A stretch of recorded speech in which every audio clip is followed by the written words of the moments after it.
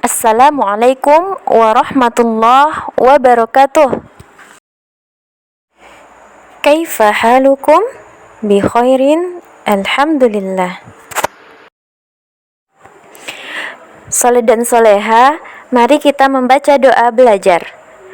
A'udzu billahi minasy syaithanir rajim. Bismillahirrahmanirrahim. Raditu billahi rabba wa bil islami dina wa bi Muhammadin sallallahu alaihi wasallam nabiyya wa rasula.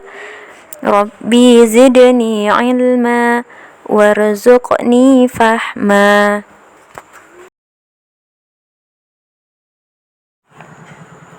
Soleh dan soleha, setelah tadi kita mempelajari dan mengetahui tentang syarat-syarat syahwudu, sekarang kita masuk pada sunnah-sunnah wudu.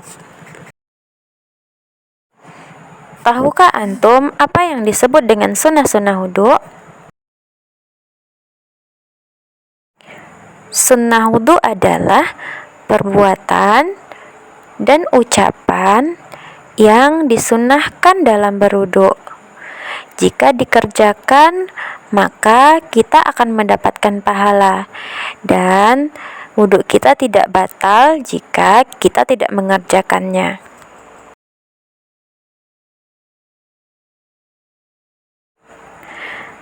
Nah, tahukah antum bahwa macam-macam sunnah dalam wudu itu ada sebanyak 11. 1. Bersiwak. Nabi Muhammad sallallahu alaihi wasallam bersabda, "Laula an asyqa ala ummati la amartuhum bis-siwaki 'inda kulli wudu'i." Artinya, seandainya aku tidak khawatir akan memberatkan umatku, niscaya kuperintahkan mereka bersiwak tiap kali berwudu. Hadis riwayat Al-Bukhari. Lalu, apakah yang dimaksud dengan siwak? Nah, siwak adalah alat pembersih gigi dan mulut dari kayu yang memiliki serabut seperti sikatnya. Dan alat untuk membersihkan gigi saat ini yang kita pakai adalah sikat gigi dengan pasta giginya, dan ini disamakan dengan siwak sebab berfungsi sama dengan siwak. Jadi, mulai saat ini sebaiknya jangan meninggalkan untuk menyikat gigi sebelum berwudu agar kita mendapat keutamaan dan pahala. 2. Membaca bismillah. Nabi Muhammad sallallahu alaihi wasallam bersabda, "Tawadda'u bismillah." Berwudulah kalian dengan membaca bismillah. Hadis riwayat Ahmad dan An-Nasa'i.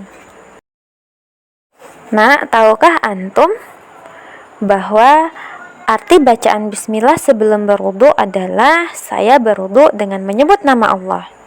Kemudian hendaknya membaca bismillah pada saat sebelum memulai membasuh kedua telapak tangan di awal wudu.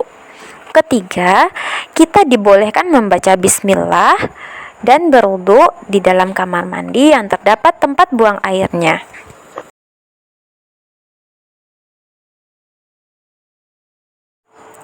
Tiga, membasuh kedua telapak tangan 3 kali pada awal wudu.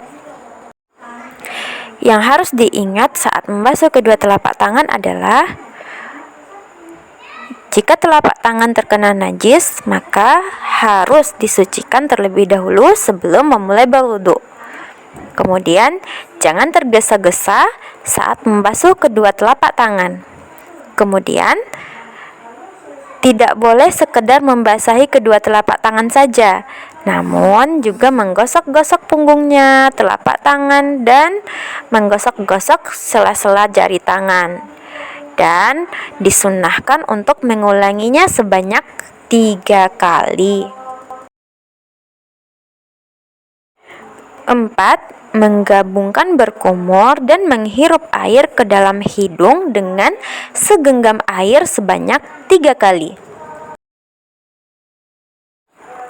5. Berkumur dan menghirup air dengan sungguh-sungguh bagi yang tidak berpuasa. Nabi Muhammad sallallahu alaihi wasallam bersabda, "Wabaligh fil istinsyaqi illa an takuna sha'iman." Artinya, hiruplah air ke dalam hidung dengan kuat kecuali jika engkau sedang puasa. Hadis riwayat Abu Dawud. 6. Mendahulukan anggota wudhu yang kanan lalu yang kiri. Istri Nabi Shallallahu Alaihi Wasallam, Aisyah radhiyallahu anhu berkata, "Kana Rasulullah Shallallahu Alaihi Wasallam yuhibbut tayammuna fi tana'ulih wa tarajjulihi wa tuhurihi wa fi sya'nihi kullihi." Artinya, Rasulullah Shallallahu Alaihi Wasallam suka tayamum mendahulukan sisi kanan saat memakai sandal, menyisir rambut, bersuci, dan dalam semua hal. Hadis muttafaq alaih.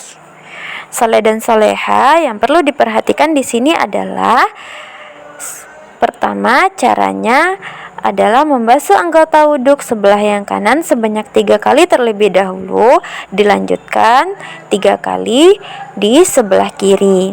Apabila ada yang memulai dari anggota wudhu sebelah kiri, maka wudhunya sah, namun wudhunya kurang sempurna. 7. Menggosok-gosok semua anggota wudhu. Abdullah bin Zaid radhiyallahu anhu berkata, "Saya pernah melihat Nabi Shallallahu Alaihi Wasallam berwudu, lalu beliau mulai menggosok-gosok kedua lengannya." Hadis riwayat Ibnu Hibban. Saleh dan soleha artinya saat kita berwudu, kita tidak cukup hanya membasahi anggota wudhu saja, namun sebaiknya digosok-gosok juga sampai bersih. 8.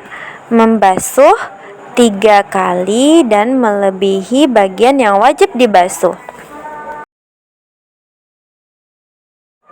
9. Berhemat dalam menggunakan air wudhu. Rasulullah Shallallahu Alaihi Wasallam bersabda, "Berwudhulah dengan menggunakan air 1 mud." Hadis riwayat An-Nasa'i. 10. Berdoa setelah berwudu. Nabi Muhammad sallallahu alaihi wasallam bersabda, "Tidaklah seorang di antara kalian berwudu lalu menyempurnakan wudunya kemudian berdoa, melainkan dibukakan 8 pintu surga baginya." Hadis riwayat Muslim dan An-Nasa'i.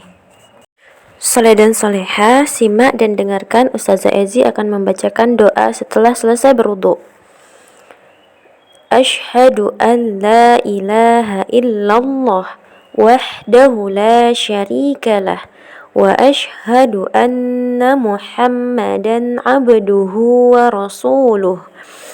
Allahumma ja'alni minat tawwabina waj'alni minal mutatahhirin. Artinya, aku bersaksi bahwa tiada Tuhan yang berhak disembah selain Allah, dan aku bersaksi sesungguhnya Nabi Muhammad sallallahu alaihi wasallam adalah hamba dan utusan Allah. Ya Allah, jadikanlah aku termasuk orang-orang yang bertaubat dan jadikanlah aku termasuk orang-orang yang selalu bersuci. Hadis riwayat At-Tirmizi dan An-Nasa'i. Ingat, doa ini dibaca dalam keadaan tidak mengangkat kedua tangan. Kemudian, boleh berdoa menghadap arah manapun, walau sebaiknya berdoa dengan menghadapkan pandangan ke arah kiblat.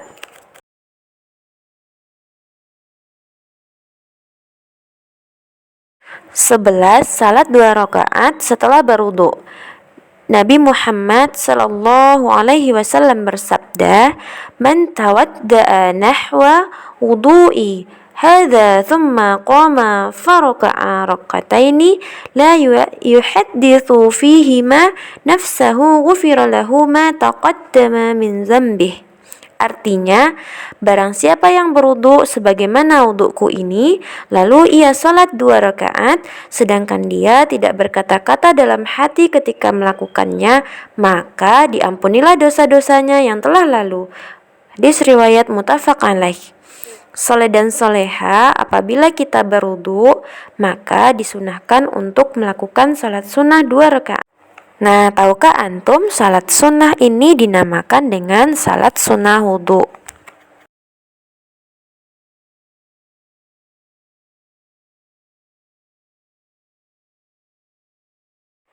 Manfaat dan hikmah dari sunnah-sunnah wudu. 1. Menyempurnakan kualitas wudu seseorang. 2. Menutupi kekurangan dari ibadah wajib. 3. Lebih membersihkan tubuh. 4. Menghidupkan sunnah-sunnah Nabi Muhammad Sallallahu Alaihi Wasallam. 5. Lebih banyak berzikir kepada Allah Subhanahu wa Ta'ala. 6. Ikut menjaga lingkungan sekitar. 7. Memperoleh kebaikan dan pahala yang sangat banyak. 8. Dicintai oleh Allah Subhanahu wa Ta'ala. 9. Ikut menjaga kelestarian lingkungan. Baik, itulah pelajaran kita tentang syarat dan sunnah-sunnah wudu. Tugas antum adalah silahkan praktikkan cara wudu sesuai dengan syarat sah dan sunnah-sunnahnya, kemudian buat dalam bentuk video dan dikirimkan kepada Ustazah Ezi.